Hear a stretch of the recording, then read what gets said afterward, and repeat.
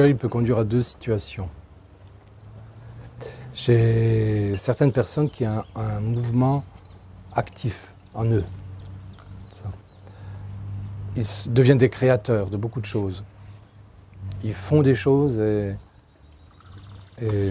à partir de leur propre force ou de la force de leur propre force, mais de la force qui est basée sur l'orgueil, qui se montre à travers l'orgueil, et ils font. Et on voit qu'ils font, et ils réalisent. Et ça nourrit leur orgueil. Tu vois, ça le fait grossir toujours plus, hein, mais ils sont extrêmement actifs. Et l'autre volet, c'est les gens qui ont un autre mouvement, c'est un mouvement de retrait. Ça, c'est l'orgueil qui fait qu'on se retire dans sa tour d'ivoire. Même si ça ne paraît pas une tour d'ivoire, hein, souvent c'est un Kastele, comme ça. C'est une vieille boîte dans laquelle on s'enferme, hein, en réalité. Et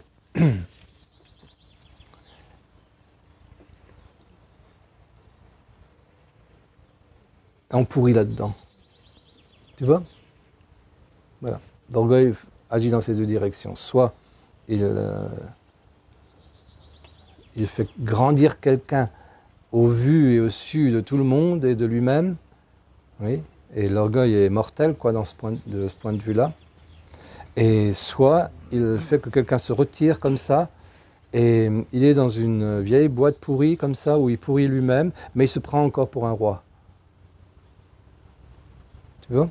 Il y a ces deux-là.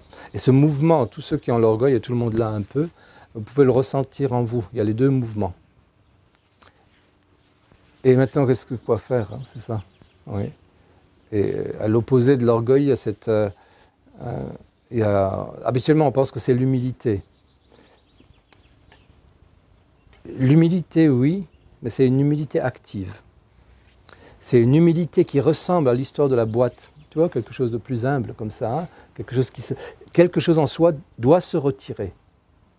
Ça, c'est le mouvement de l'humilité. Et en même temps, quelque chose de soi doit devenir grand et doit être actif. Ça, c'est le mouvement du service.